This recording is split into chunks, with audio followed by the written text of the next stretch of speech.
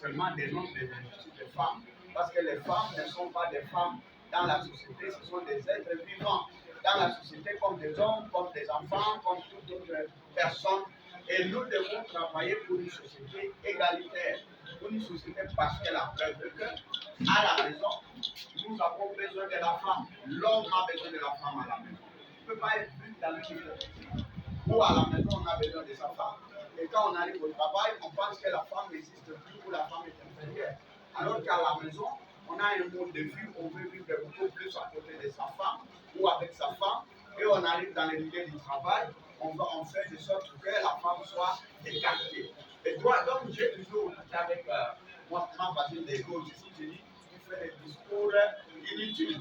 Parce que les problèmes, nous avons un problème réel, c'est un problème éducationnel, c'est un problème culturel, les problèmes des inégalités. Lorsque nous voulons attaquer les choses, nous devons aller dans les racines. Pour moi, les inégalités, ça commence dans la famille.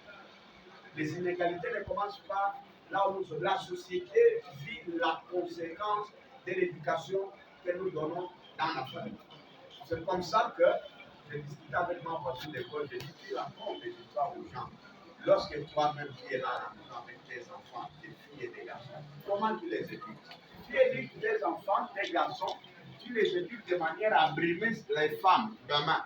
Tu dis, mais toi tu es un garçon, comment tu fais comme ça? Et quand vous lavez les assiettes, quand nous voulons les lever le matin, qu'est-ce que nous disons? Nous, à la maison, nous établissons déjà cette injustice. On dit, toi, les garçons font ça. Elle ne fait pas ça. Toi, la fille fait ça, elle ne fait pas ça. Déjà, dans la famille, nous-mêmes, toi, papa et maman, sur tes propres enfants, sur tes propres filles, tu installes cette inégalité. Et les enfants, nous tous, nous avons enregistré ces inégalités. Quand nous étions, vous êtes dans une famille, il y a 3 garçons, 3 filles. Pour la scolarité, nous, à notre époque, souvent on disait non, la fille va se marier, donc il faut donner priorité à un garçon. Il faut qu'il étudie parce que c'est les garçons qui vont pérenniser la famille, qui va diriger la famille demain. Donc, on donne privilège. Et ça, c'est dans la famille. Ce n'est pas quelqu'un d'autre qui institue ces inégalités. C'est les papas qui instituent ces inégalités sur ses propres enfants, sur ses propres filles, dans la famille. Et donc, vous pouvez voir, moi j'ai grandi avec, j'ai enregistré toutes ces inégalités. On m'a préparé comme tel. On m'a fait enregistrer ces. Quand j'ai grandi, j'ai reproduit ces inégalités dans mon comportement. On m'a dit que la femme est inférieure et donc je développe un comportement qui prouve que je dois prouver à la femme qu'elle est inférieure. Parce que quand on m'a éduqué dans la famille, les parents, mes propres parents m'ont dit ça. Quand j'étais avec mes soeurs, quand j'étais avec mes soeurs, on grandissait comme ça. Et d'ailleurs, je me raconte une parade, c'est déjà fini. Mais je l'ai passé, je dois raconter. J'ai tapé sur ma grande sœur. Quand j'ai grandissais, je tapais terriblement ma parce que j'étais garçon, elle était si faible. Je la tapais parce qu'on était, tu es un garçon, la vie ne peut pas te gifler. Un jour, la grande sœur m'a giflé, je pleurais, puis mon père dit, mais toi, tu es quel gars? Il m'a giflé. Il dit, comment une fille peut te gifler? Toi, tu vas pleurer comme ça. Allez, Bessel, va là-bas, va les gifler. Et depuis ce jour-là, j'ai commencé à taper sur ma grande sœur. Mais qui m'a dressé? C'est mon propre père. Et c'est par l'éducation. On m'a montré que pour montrer ma virilité d'homme, il faut que je violente la fille, il faut que je présente un comportement de violence. Ça, c'est dans l'éducation. Alors, comment voulez-vous que toute ma jeunesse dans la famille, on m'a fait enregistrer un comportement violent envers la femme? Comment voulez-vous que je ne reproduise pas quand j'ai grandi? Et donc, ça signifie que, et j'ai toujours discuté ça, et suis aussi moi, mes conseils économiques, nous sommes dans une commission, je dis, on doit refaire notre système. Parce que la violence que nous avons dénoncée à certains âges, on ne corrige plus quelqu'un. Ça devient difficile de corriger. Il faut mettre un système d'asile. Déjà à l'école, et je commence malheureusement à faire ça. Maintenant, quand j'arrive maintenant les journaux à la maison, je demande à mon garçon de me servir sur la table. Je dis, entre dans la cuisine, amène. Mais le comportement normal, c'est quand tu arrives, tu demandes à ta fille, tu dis, serre-moi. Ou à ta femme, serre-moi. C'est comme ça que vous avez éduqué, même vous, vous éduquez ta femme comme ça. Pourquoi vous allez préférer demain si ce monsieur-là maltraite sa femme? Et les femmes que vous êtes maltraitées par les chômages, par vos supérieurs, par nos supérieurs, par tout le monde. Mais ces comportements-là, on se sous c'est, on nous dit, c'est, on nous a formé de ce qu'on est allé, la boîte noire. La boîte noire.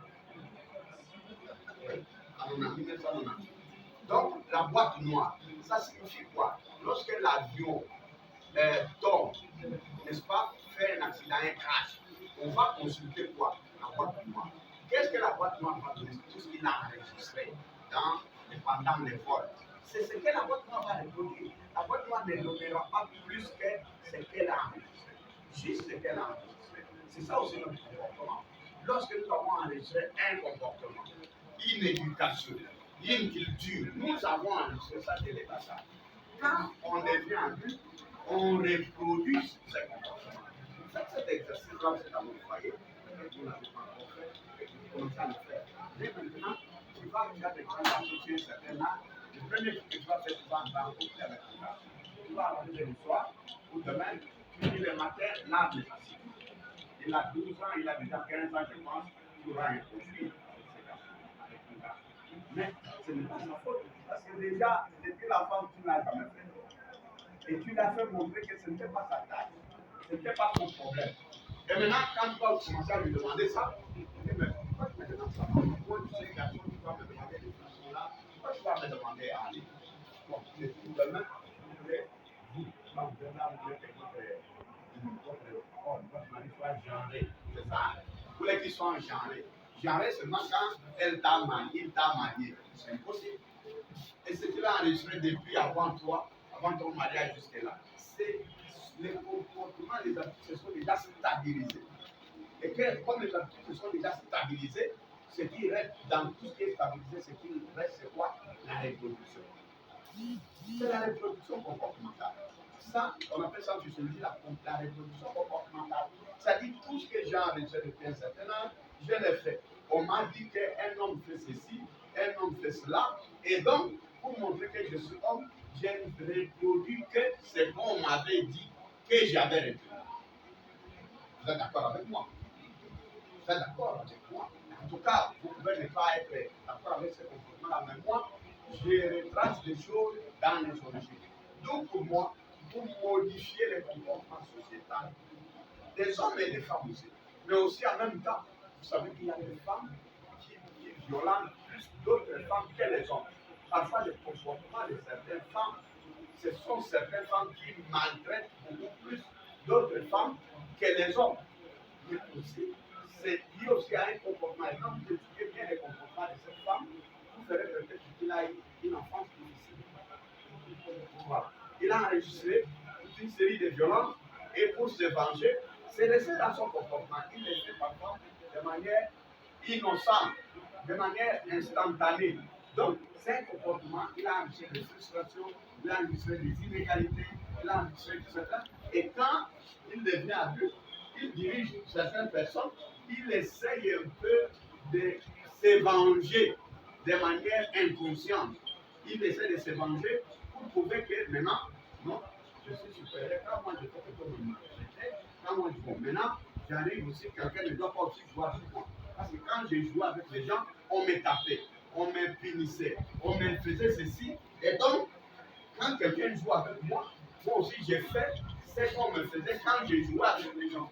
C'est un peu dans l'inconscience, c'est un peu dans notre homme intérieur là. Et ce que nous disons dans la bouche, c'est une chose. Et ce que nous développons aussi dans le comportement, c'est une autre chose. Donc, j'ai dit, prenez l'exemple. Si vous parlez de Torah, prenez l'exemple de votre propre famille.